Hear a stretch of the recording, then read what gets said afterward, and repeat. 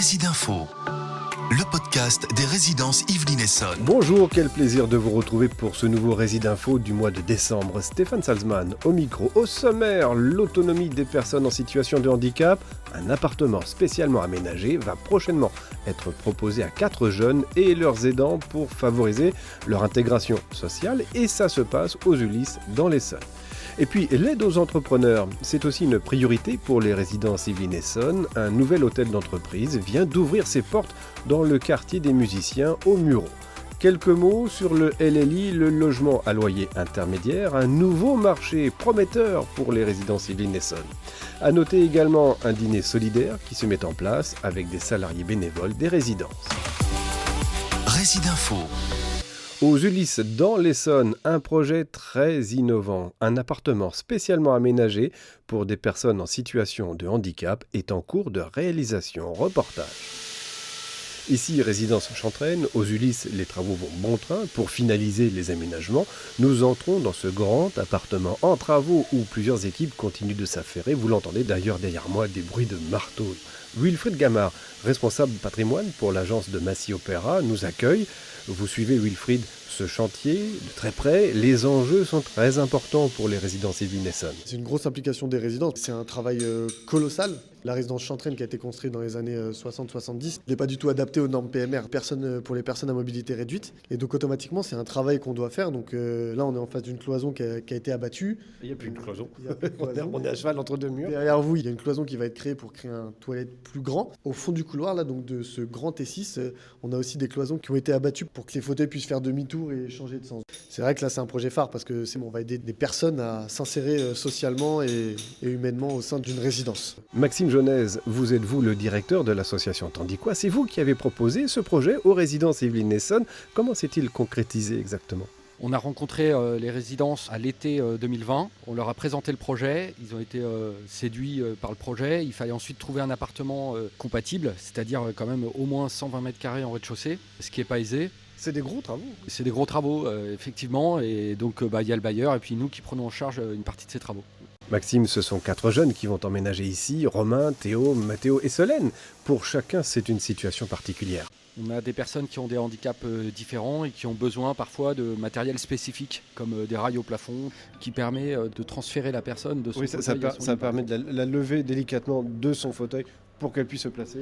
dans son lit, ou accéder à la baignoire par exemple, ou à une table de soins. Après, ils ont aussi des appareils spécifiques, donc il faut prévoir de les stocker, comme par exemple un verticalisateur ou des tapis au sol, des choses comme ça, ce dont ils ont besoin. On a une baignoire adaptée, qui monte et qui descend par exemple, et ils vont avoir chacun leur chambre, et il y aura aussi un espace pour les aidants professionnels, les auxiliaires de vie, encadrés par une éducatrice spécialisée. Et ils ont tous les 4 besoin d'une présence et d'un accompagnement 24 heures sur 24. Oui, en effet, Maxime, car l'enjeu de cet appartement, au cœur de la résidence, c'est de leur permettre de s'autonomiser et de mieux s'insérer dans la société. Et intérêt supplémentaire, ce projet génère également de l'emploi. Il y a l'équivalent de 18 équivalents temps plein qui sont recrutés, donc principalement des auxiliaires de vie. C'est véritablement un projet gagnant-gagnant. Tout à fait, puisque les jeunes sont chez eux, donc leur estime d'eux-mêmes est développée, leur autonomie est favorisée. La société est gagnante puisqu'elle retrouve ses membres en situation de handicap en son sein. Financièrement, pour l'État, l'habitat inclusif, c'est des solutions qui sont beaucoup moins onéreuses que les institutions. Ça permet aussi de replacer le handicap au centre de la société et de la cité. Pour les riverains, les voisins, ils vont au marché faire leurs courses, ils vivent dans la ville, ils sont dans la société. Et ça, c'est fondamental que la société puisse avoir aussi ses membres en situation de handicap en son sein. Sandra Maury, je vous vois réagir. Sandra, vous êtes une des résident managers de la résidence Chantraine. Vous êtes émue par ce projet, très fière. Sincèrement, c'est beau. Théoriquement, on loge des personnes Valide, classique. valides, classiques. Et là, d'avoir un projet où déjà il y a plusieurs personnes en situation de handicap. Ça vous a touché, Ouais, cette idée? énormément, oui. C'est hors du commun, j'ai envie de dire. Sandra, vous êtes fière aujourd'hui de ce qui se passe chez vous ici? Ouais, tout à fait. Que les logements soient accessibles à des personnes qui sont pas valides à 100%, je trouve ça beau. Merci beaucoup, Sandra.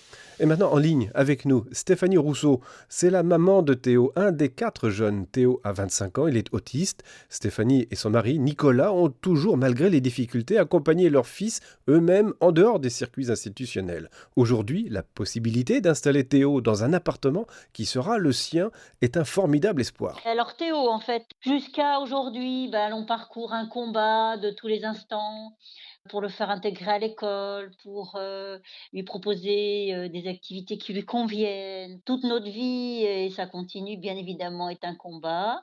On s'est toujours imaginé le futur pour lui et un futur digne de ce nom et non pas en institution. Alors on n'a rien contre les institutions, mais très vite on a fait le choix de pouvoir offrir à Théo autre chose qu'un cadre institutionnel.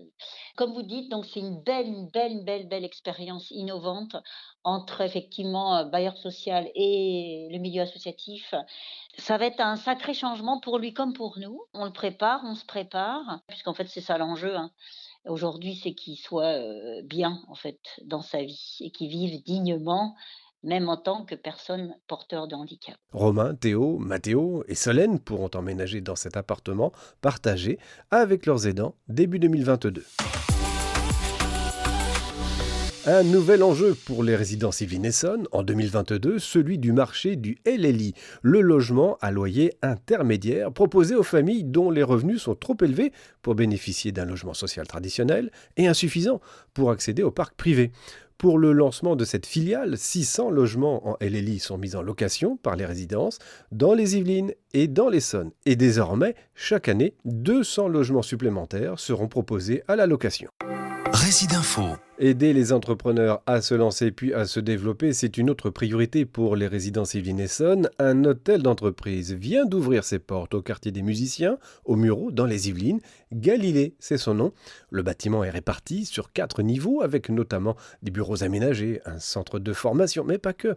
Marilyn Nabaïs est la directrice de l'agence des résidences Yvelines Essonnes des Mureaux. L'hôtel d'entreprise a été un bâtiment depuis 2018 où il y avait plus de 50% de vacances. On se retrouvait avec beaucoup d'entreprises qui avaient quitté le bâtiment et de grosses difficultés pour essayer d'intégrer de nouveaux services. Donc on a décidé d'investir plus de 300 000 euros dans ce bâtiment pour pouvoir le revitaliser, essayer de redonner un coup de neuf dans les parties communes et aussi les parties privatives des espaces que l'on louait. Et tout cet investissement nous a permis aujourd'hui d'avoir un bâtiment entièrement complet. On a plus de 800 mètres carrés de louer à différents services. On a des entreprises d'insertion, des entreprises de formation et on a surtout aussi la possibilité d'avoir intégré un centre médical au cœur même du quartier des musiciens et à l'entrée de ville des Mureaux. C'est une histoire de partenariat ? C'est un partenariat avant tout avec la ville, avec l'ensemble des acteurs locaux, avec la communauté urbaine aussi, qui a une pépinière d'entreprise juste à côté.